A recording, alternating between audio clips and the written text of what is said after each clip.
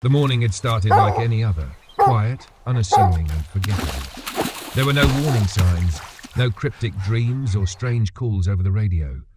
Officer Rachel Monroe had taken Atlas, her retired canine partner, for a casual walk along the quarry trail before her shift. It was a habit more than a necessity. The old German Shepherd had been off duty for 3 years now. His joints stiffened in the cold, his eyes fogged slightly with age, but he still loved the river path, still perked up when they approached the water. That morning Rachel hadn't even bothered to bring his vest. Why would she?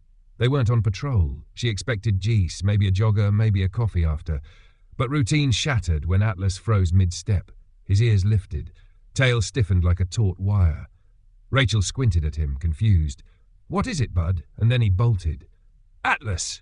Rachel shouted, nearly slipping on the damp grass as she stumbled after him. Hey, stop!" But he didn't. He plunged forward like something was pulling him. Not like an old dog reliving a memory. More like a soldier on a mission. Rachel's gut twisted. She hadn't felt this kind of lurch in her stomach since her last water recovery call.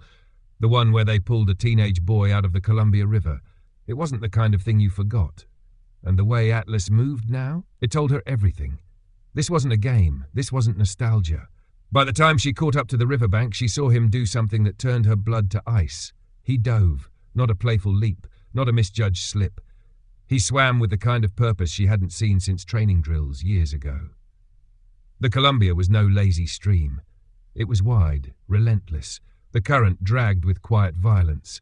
People drowned here all the time. Rachel knew that better than most. She had helped recover 2 bodies just the previous summer, but Atlas moved through it with muscle memory carving against the pull like a machine. This wasn't instinct. This was something remembered. "God, Atlas," Rachel whispered, her hand hovering over her radio but not pressing it yet. She couldn't even move, couldn't shout again. Something was out there. He had found something. Then she saw it. A shape bobbed just ahead of him. Dark, rectangular, not natural, waterlogged, resistant. It wasn't trash or driftwood. It looked like a suitcase. Before she had a plan, her legs were moving. Down the embankment, sliding through mud and weeds, her boots splashing as she reached the shore. Atlas was already there, fighting the current with stubborn power, jaws clenched around the handle of the case. It kept trying to sink, twisting, dragging, but he refused to let go. He dragged it all the way to shore, his head low, chest heaving. And then, just like they were back in training, he dropped it right at her feet, like it was a stick. Only this stick reeked. Rachel flinched as the scent hit her like a blow. It was sweet, metallic, and thick with rot. Her stomach flipped. Her breath caught in her throat. She looked at Atlas. He sat down next to the case and let out a low, guttural whine, eyes locked on the soaked luggage like it might get up and walk away. "Where the hell did you find this?" Rachel swallowed hard and reached out, hand trembling. The suitcase was navy blue, frayed around the edges, the zipper glinting dully with algae clinging to the seams. A luggage tag had once been attached, but it was gone, ripped away or lost to time. No one else was nearby. No joggers, no boats. Just her, the dog, and the case. Her radio crackled at her hip. "Unit 42, status check?" She pressed the call button with a voice tighter than a wire. 42, I need backup. River access, off quarry trail. Possible evidence located. Potential human remains. K9 assist present. A pause, then the cold, even voice replied, 10-4, sending unit now. She stared at the suitcase. She couldn't open it all the way, not protocol. But she had to see. Just enough. Enough to justify what she already knew in her gut. Atlas growled low as she reached for the zipper. She paused, her hand mid-air, then looked at him. "Good boy," she whispered. "You remember, don't you?" He didn't move, didn't blink. She took a breath and pulled the zipper halfway. Her breath left her body. Inside was a small child's blanket, pink, soaked and matted with sludge. And next to it, pressed against the folds of fabric, was a tiny shoe, no bigger than the length of her hand. Her fingers started shaking. She zipped the case shut with effort, forcing down the bile rising in her throat. No tears. Not yet. She stood up slowly, the weight of it all crashing down like river water on stone. Atlas remained beside the case like a sentry, his posture rigid, protective. Rachel stared out over the river. The morning fog had started to lift, sunlight casting long shadows on the surface, but the chill in her spine didn't lift. She knew what this was. Not just evidence, not just another call. This was a return. It was Madison Lake all over again. A case 8 years old, a girl 6 years young, a pink blanket, a missing body, a failure that haunted every quiet moment in Rachel's life. Atlas had led her to the river back then too, had barked like mad at this same stretch of bank, but nothing came of it. No drag marks, no scent trail, no witnesses. Everyone had written it off as a drowning. But what if it wasn't? What if the river hadn't taken Madison, but simply waited? Rachel blinked the sweat from her eyes, her mind racing. She could hear sirens now faint in the distance, growing closer. Back up, but inside, everything had already changed. Atlas lay beside the case, eyes never leaving it. Rachel glanced down at him, something unspoken passing between them. "You never stopped looking," she murmured, and neither would she. Officer Darnell arrived 10 minutes later, his cruiser kicking up dust as it stopped behind Rachel's. He jogged toward her, confusion creasing his face until he caught the stench in the air and saw Atlas still planted beside the soaked suitcase like a sentinel. Rachel didn't say a word. She didn't need to. She just pointed. Darnell slowed, crouched beside the suitcase, and carefully lifted the edge of the zipper she had already opened. He froze at the sight of the stained pink blanket and the small shoe tucked inside. His mouth moved silently before he found the words. "Jesus," he muttered. "You thinking what I'm thinking?" Rachel's voice came out low, almost numb. "I was on that call 8 years ago." Darnell blinked. "Madison Lake?" She nodded. Darnell looked back at the suitcase, the colour draining from his face. "You think this is her?" "I think Atlas does." They exchanged a glance, one thick with memory and weight. No one said the obvious. The body might not be Madison's. The case might be older or newer. The Columbia had no sense of time. It gave up its secrets on its own schedule. Forensics arrived soon after. They approached carefully, slowly, treating the case like it might break apart with a breath. A camera snapped, someone placed yellow flags in the grass, and gloved hands gently lifted the suitcase into an evidence container. The moment passed like a funeral procession, silent and heavy. Rachel sat on the back bumper of her SUV, Atlas resting his head on her lap. He didn't sleep. His eyes remained fixed on the water like he expected it to yield something else, like he remembered something no one else could see. She stroked his fur slowly. "You remembered," she whispered. The last time he'd acted like this was when Madison disappeared. 8 years ago, Madison Lake was just 6. Brown hair, gap-toothed grin full of curiosity. Her parents took her to Pine Ridge Park on a sunny Sunday afternoon. She wandered near the river during a family picnic, and that was the last anyone saw of her. Rachel had been one of the first officers on the scene. Back then, she was sharp and new, all instinct and drive. Atlas was 4 years old, barely seasoned, but already a standout. His nose was unmatched, his loyalty unwavering. They had searched for 3 days straight, through the woods, down trails, along the riverside. Atlas had led her to the same bank they stood on now. He'd barked like mad, nose to the ground, tail rigid, but there was nothing. No drag marks, no footprints, no scent trail leaving the water, just the swirling current and silence. The case had gone cold fast. No leads, no suspects, no closure. After a month, it was labelled likely drowning. Madison's family moved 2 towns over. Rachel remembered the mother's voice when she said she couldn't stay in a place where the river still whispered her daughter's name. But Rachel never forgot.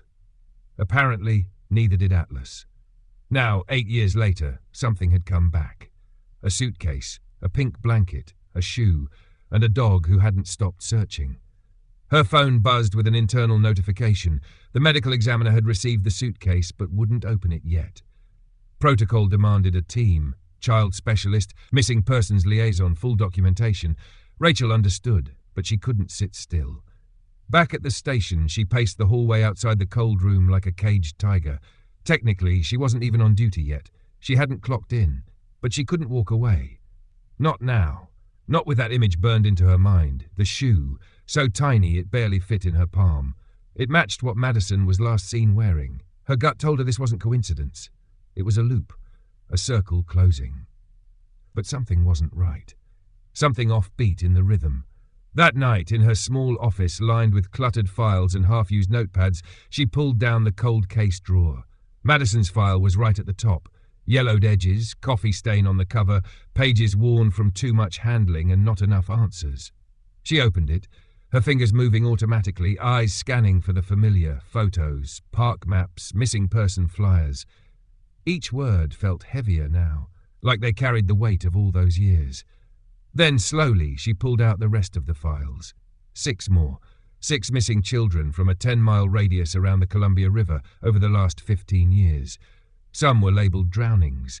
One was called a possible custody snatch, another a likely runaway. None had been solved. All had faded from memory, from media, from urgency. But not from Rachel. She laid the files out across her desk in chronological order.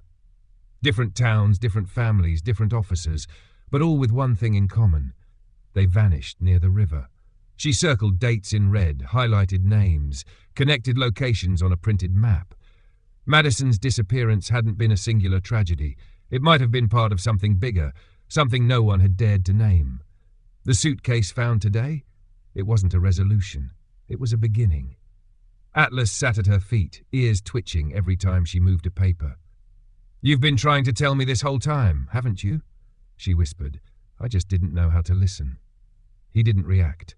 He didn't need to. The image of the suitcase burned in her mind, the stench, the texture of the blanket, the shock of the tiny shoe, the cold in her bones. The next morning, the heat rolled in like a wall, making everything feel sticky and unreal. Rachel stared out the window, eyes heavy with exhaustion. Somewhere out there, answers waited, hidden in the current, in the trees, in the memories of those who had stopped speaking. But she would keep digging, because now the river had given something back. And Rachel Monroe, with her dog who never forgot, wasn't about to stop asking what else it had to offer. Rachel couldn't sit still. Her thoughts circled like a whirlpool, dragging her deeper into the past with every turn. The suitcase hadn't answered anything. It had only raised more questions. The pink blanket and small shoe might have reopened the case of Madison Lake, but something didn't sit right. The medical examiner's early report confirmed her instincts. The shoe? It was too small. Closer to the size of a child, aged 3 or 4. That was younger than Madison. Rachel stared at the report, her stomach churning. If the remains weren't Madison's, then who? Who had been in that suitcase? Who had been lost to the river and overlooked? The river wasn't just a backdrop anymore. It was a vault, and someone had been using it to hide. She sat in her office, files laid out across her desk like puzzle pieces. Each one was a child, a face, a date, a desperate headline long forgotten. But they all shared a common thread: the Columbia River. Different towns, different families, but always the water, always summer. It wasn't coincidence. Later that afternoon, Atlas nudged her knee. He paced by the door, restless. Rachel understood. She was restless too. They needed air. Answers. She looked at him. "Want to go for a ride?" He stood before she finished the sentence. This time she didn't head toward the original scene. She drove 5 miles upstream, following her gut and the river. They parked at a forgotten stretch of land where an old rusted dock jutted into the water like a broken finger. The area was overgrown, ignored, a place the town had let disappear into the weeds. Atlas leapt from the SUV before she opened the door fully. He sniffed once, then stiffened. Rachel's heart pounded. "Atlas, wait," she called, grabbing her flashlight and sprinting after him. He darted through tall grass and reeds, vanishing into the brush. She pushed forward, branches slapping her arms, until she found him growling near a dense cluster of reeds. He stood over something buried beneath dead leaves. Another suitcase. This one was dark red, smaller, the zipper broken and edges worn raw. Rachel's breath hitched. She stepped back and radioed it in. No hesitation. By the time forensics arrived, it was nearly midnight. They processed the scene under floodlights, moving with slow precision. The suitcase was empty, but the lining had been cut open. Hidden inside the padding was a small bracelet, delicate, child-sized, with one word engraved in cursive. Jules. Rachel stared at the name, cold spreading through her limbs. Not Madison, not Julian. Someone new. Another child. Another case. She sat on the tailgate of her SUV as the bracelet was sealed in an evidence bag. The silver glinted under the lights, an innocent thing tied to something unthinkable. How many more? How many suitcases?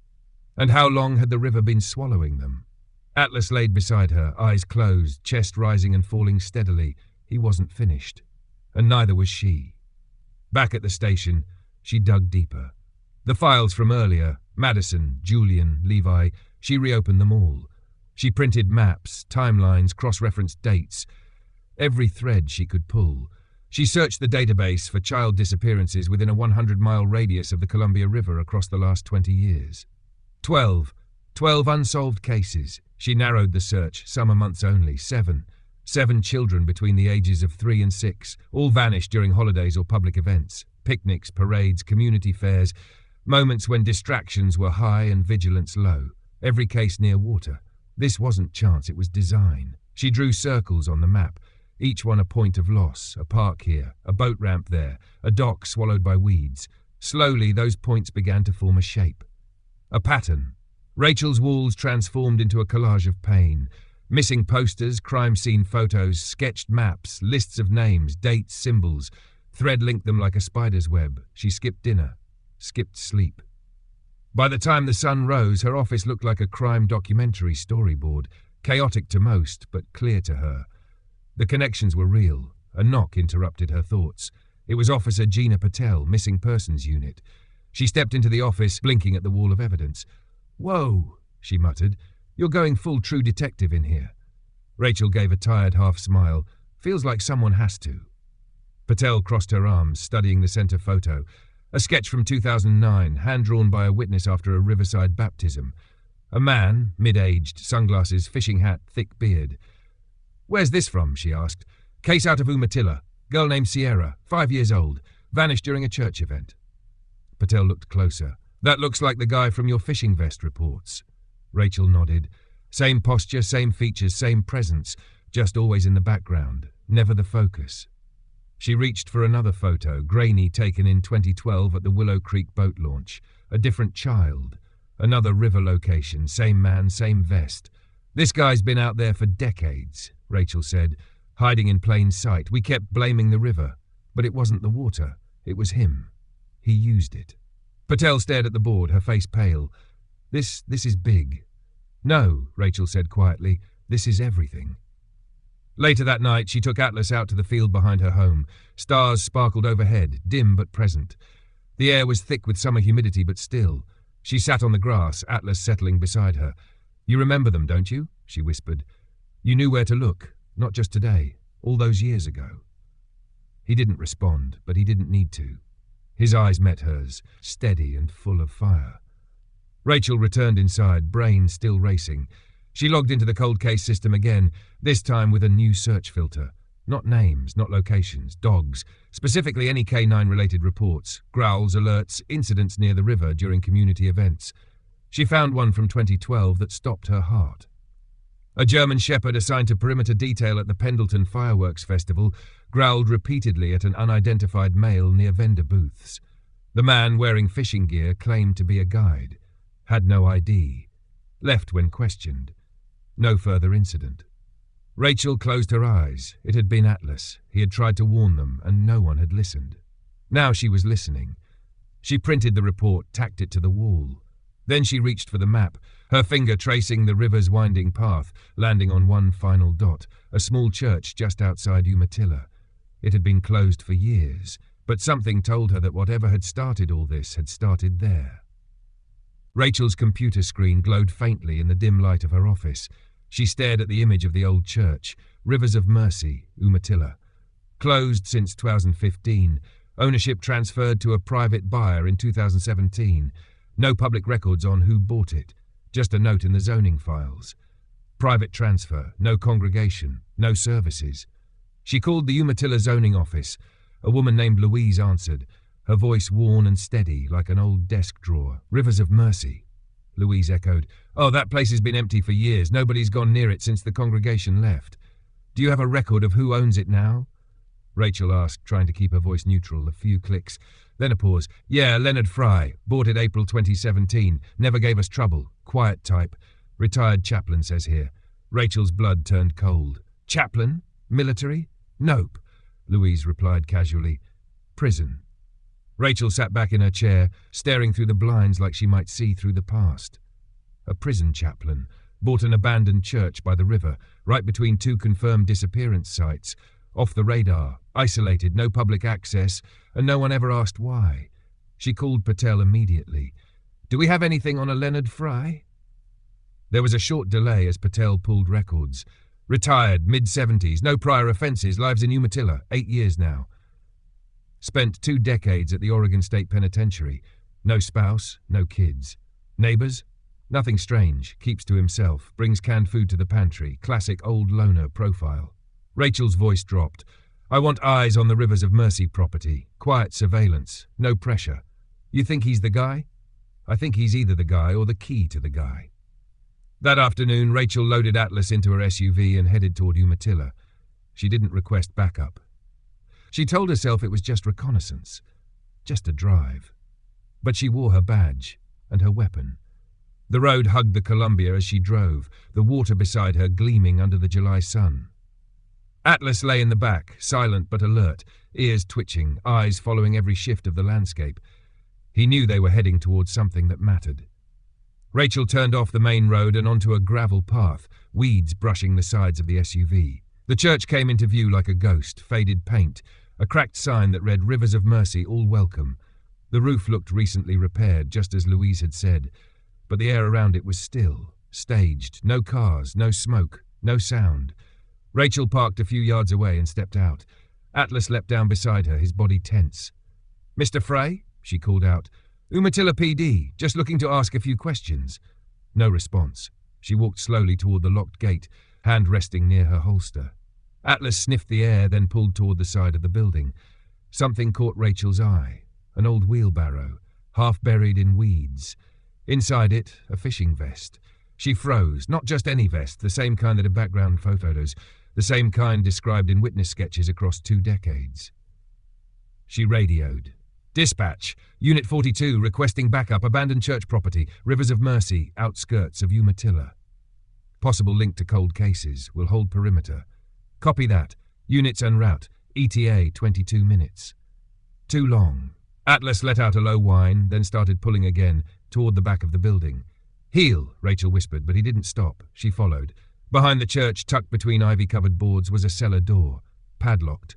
The lock looked new. Too new for a building supposedly abandoned. Atlas sniffed it, then looked up at her. Rachel examined the edges. Dust. Cobwebs. But also boot prints. Recent. Her heart pounded as she radioed again, requesting urgent entry approval, possible holding area or evidence site discovered, sending GPS. A pause. Then, approved. Proceed with caution. Rachel exhaled. She raised her boot and kicked the lock. The chain snapped with a metallic crack. The door groaned open, releasing a burst of dust and the reek of mildew and something worse, chemicals, decay, silence. She flicked on her flashlight and descended, Atlas at her side. The basement was narrow and low-ceilinged. The light landed on an old cot, rope, canned food, a shelf of books, but it was the wall that made Rachel stop. Child drawings, crayon scribbles, rainbows, a stick-figure dog, and scrawled in crooked letters across the wall 3 times, Jules. Rachel staggered forward, pulse roaring in her ears. This wasn't just storage, it had been a room, a holding space, maybe not recently, but once. She stepped backward, hand over her mouth, trying to hold in the scream that wanted to escape. She radioed. Confirmed. "We have a basement used for detainment. Requesting full forensics team. Child trauma specialist. Everything." Outside, she slumped against her SUV, staring at the broken lock, the open gate. The church had been more than symbolic. It had been a trap, a headquarters, a sanctuary for horror. Backup arrived 20 minutes later. Blue lights lit up the church facade. Officers swept the property. Evidence markers were placed. Cameras flashed. Rachel gave her statement quietly, then wandered to the edge of the perimeter to a patch of shade beneath a cedar tree. Atlas sat beside her, calm but watchful. Suddenly, his nose lifted. He stood. "Something?" Rachel asked, rising quickly. Atlas bolted through the grass. She dropped her coffee and ran after him. He led her through the trees, past the clearing, down a shallow slope to an old maintenance shed, half buried in vines. The door was locked, but Atlas scratched furiously.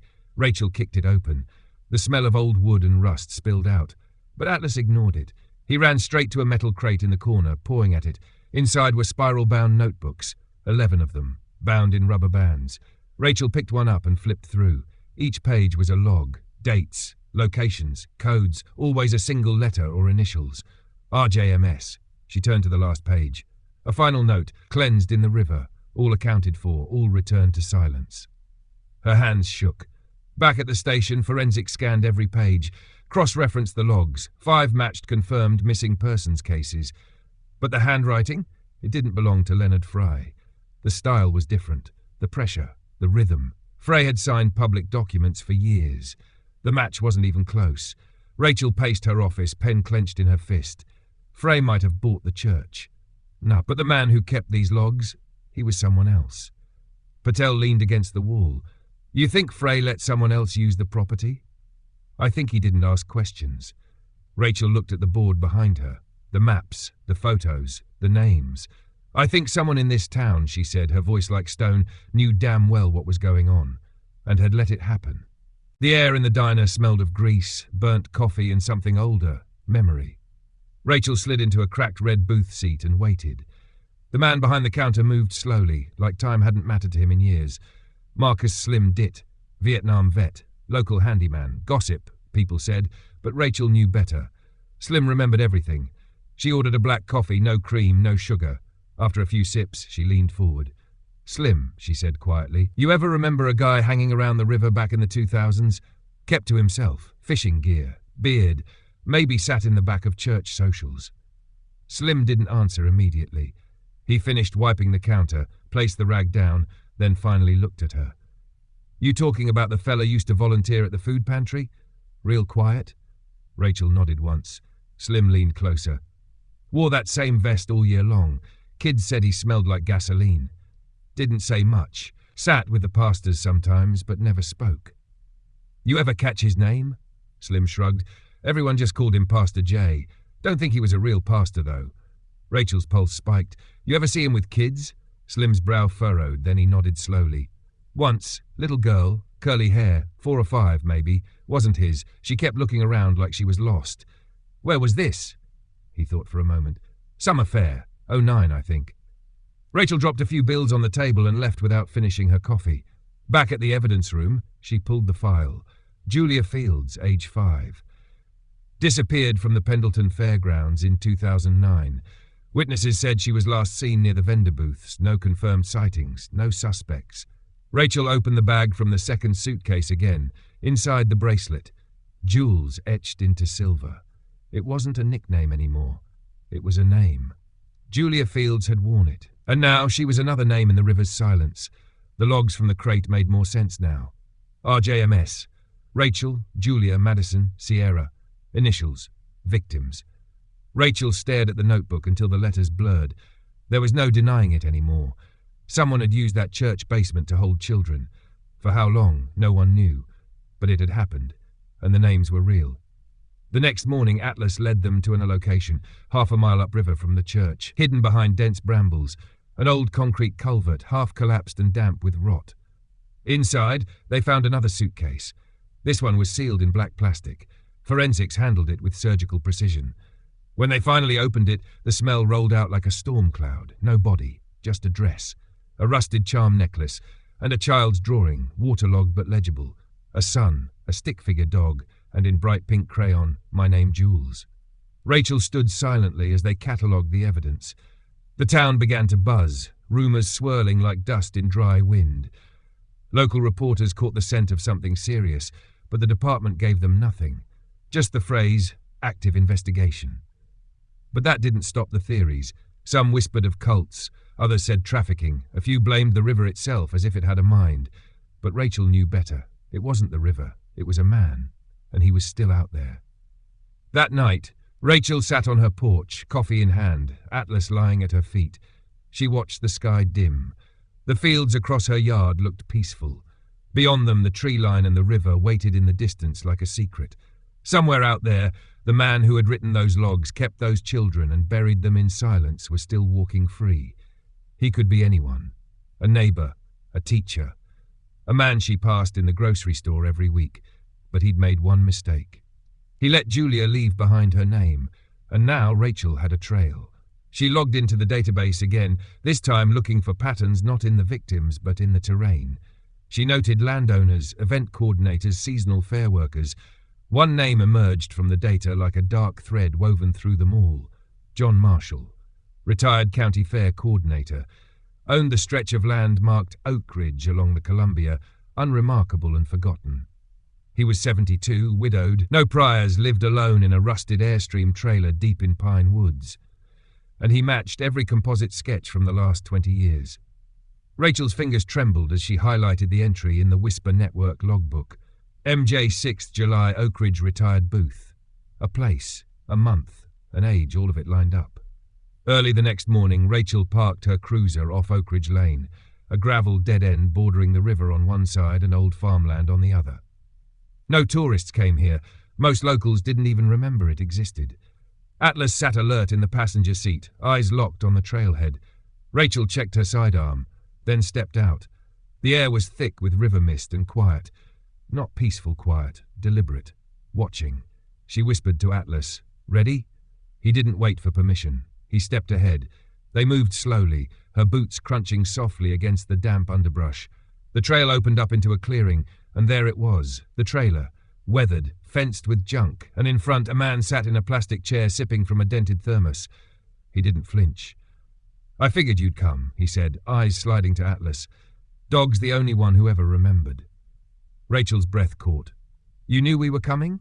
Marshall shrugged. "You dig long enough, you always find bones." Her hand moved near her weapon. "We know about the church, the logs, Jules, Levi, Julian." Still no change in his expression, just a soft chuckle. "You all thought it was the water. That's the thing with rivers. People want to believe they swallow bad things, so no one has to ask what really happened. You used it to hide," Rachel said coldly. He nodded, and nobody ever looked past it. Behind her, Atlas growled. Marshall looked down at the dog. He was at the fair in 17, barked and barked, thought he was going to bite me. "Stand up," Rachel ordered. "Turn around. You're under arrest for the abduction and murder of at least 5 minors." He didn't move. Rachel took a step forward, then froze. A metallic click echoed through the trees. A shotgun. Rachel spun just in time to see a second man step out of the brush. Younger, mid-50s, dressed in flannel, eyes wild, barrel raised. "Drop it," he shouted. Rachel's hand went still. "Who are you?" "I'm his nephew," the man growled. "And you're trespassing." Marshall chuckled behind her. "Told you she'd come." Atlas lunged, not toward Marshall, but toward the gunman. The shotgun fired. The blast split the air like lightning. Rachel hit the ground, rolling low. Atlas's jaws locked onto the man's wrist, driving him back. The gun fell. Rachel tackled the man, cuffed him, adrenaline roaring through her veins. Then she turned to Atlas. Blood. His fur was slicked near the ribs. No, she whispered, dropping beside him. But he was standing, shaking, bleeding, alive. The bullet had only grazed him. "You saved my life," she whispered. Atlas licked her hand gently. Backup arrived 6 minutes later. It was over. John Marshall and his nephew were arrested without further resistance. Charges followed swiftly, multiple counts of first-degree murder, unlawful detainment, and conspiracy. The forensic team didn't rest. Inside the Airstream trailer, they uncovered the depths of what had been hidden for decades. Lockets of hair, photo negatives, audio recordings. It wasn't just a place of residence. It was an archive of horror. Each artifact was a whispered confession, a memory no one wanted but now had to face. DNA testing confirmed what Rachel had feared. Hair and biological samples matched several cold cases, Jules, Julian, Sierra, and 2 others whose files had gathered dust in the cold case archive. The river hadn't been swallowing children all these years. Marshall had. A month later, the town of Pendleton gathered quietly at the riverbank for a memorial. There was no media presence, no official speeches, just candles, silence, families, and closure. Rachel stood at the front in plain clothes. Atlas sat beside her in a newly fitted custom vest, a dark navy one embroidered with white thread over the chest. He never forgot. They didn't need to say anything. The people knew. They saw the truth in the vigil, in the faces of the parents who held hands tightly, in the photographs pinned to makeshift boards by the shore.